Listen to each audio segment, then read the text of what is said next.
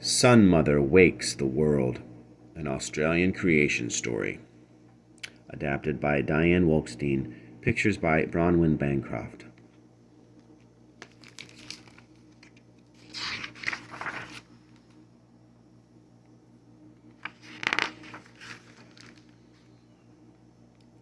The indigenous people of Australia believe that their first ancestors created the world and its laws. They also believe that the world is still being created, and they call this continual process of creation the dreamtime.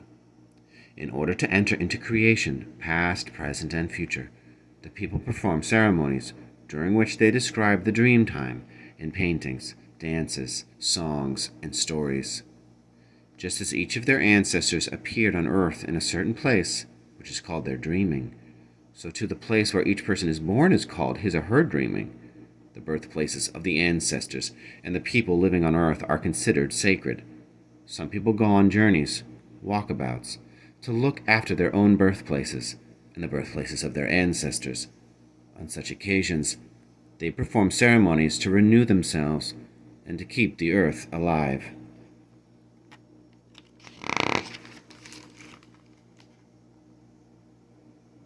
Darkness. Silence. No fish swam, no animal stirred. The wind did not whisper. The earth was asleep.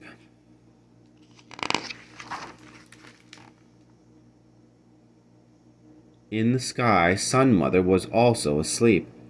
Then a soft voice whispered to her, "Wake, wake, my child." When Sun Mother opened her eyes, light appeared. "My daughter," the voice spoke. Again, "it is time for you to wake the sleeping earth." Sun Mother smiled, and the light became brighter.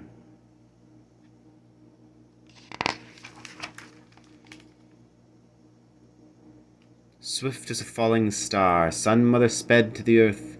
The earth was gray and empty. There was no color, no sound, no movement.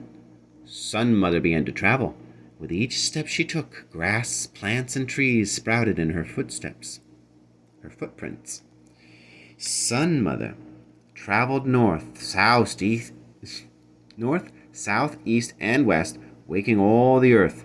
Then she rested, surrounded by green plants and trees.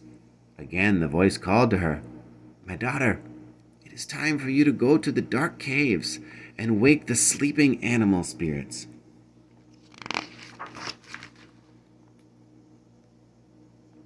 As Sun Mother entered the first dark cave, it was flooded with light. Witchetty grubs, beetles, and caterpillars cried, "Kit, why do you wake us?" But when the crawling creatures opened their eyes and saw the beauty of Sun Mother, they followed her out of the cave.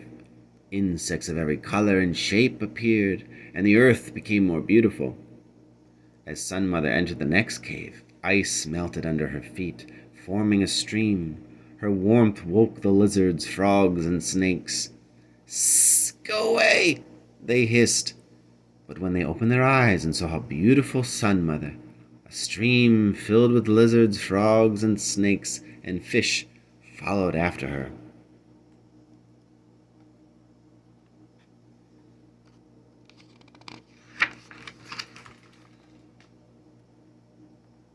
Sun Mother then walked to the coldest, darkest cave, accompanied by the crawling, moving creatures. Down, down they went. Along the ledges of the cave were sleeping birds and animals of every kind. Sun Mother entered the cave. "Ooh!" The cave owl woke first. Soon the other birds and animals woke. And when they saw the beautiful Sun Mother, they followed her out of the cave.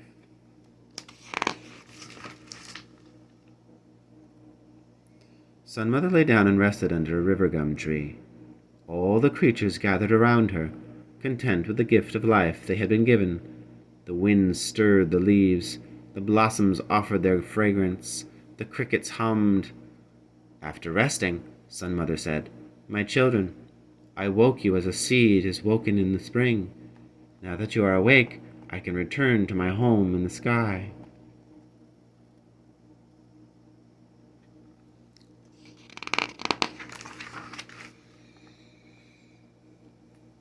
Sun Mother soared up into the western sky. Where was she going? Sun Mother, come back! The animals called fearfully. Come back! The earth became darker and darker.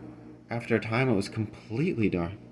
The wind did not whisper. No animal stirred. No fish swam. Everything was still.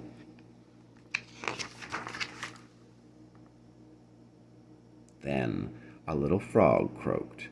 From the corner of her eye, the frog saw Sun Mother returning in the eastern sky. Welcome, welcome, Sun Mother, the animals cried joyously. But Sun Mother did not return to the earth. She glided slowly across the sky to the west. Again there was darkness.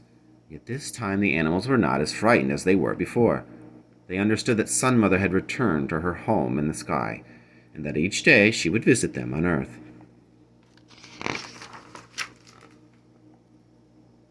As time passed, the animals forgot the joy they had felt when they first received the gift of life. They looked at each other and they wanted what they did not have. They quarreled with one another, and their loud cries reached the home of Sun Mother.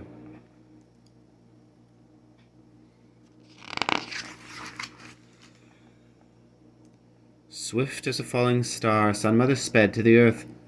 She gathered everyone together and said, "My children, I love each of you. I wish you to be happy. If you are unhappy with your shape, you will have a chance to change.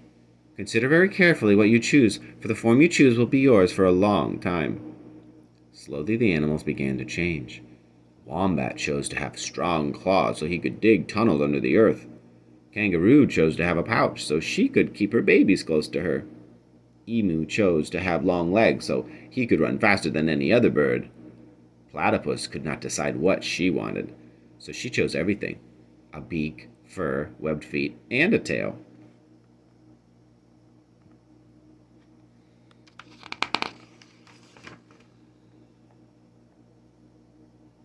After all, the animals were happy with their new forms. Sun Mother wanted to create something new. That night she gave birth to a daughter and a son, Moon and Morning Star. The next morning, Sun Mother called all the creatures and said, "My children, now when I leave you in the evening, my daughter Moon and my son Morning Star will be with you to give you light." Moon and Morning Star grew brighter. In time they gave birth to twins, to the first human, to the first woman, and the first man.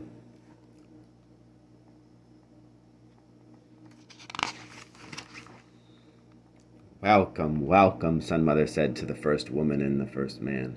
"All around you are your relations, the grass, the hills, the water, the wind, and the animals. This is their place. Now it is yours too. Wherever you go, always return to look after your birthplace. Care for the land for the sake of your grandparents, as well as for your children and grandchildren. I traveled every step of the earth, and it is now alive. Just as I will visit the earth each morning, so you too must walk the land to keep it alive."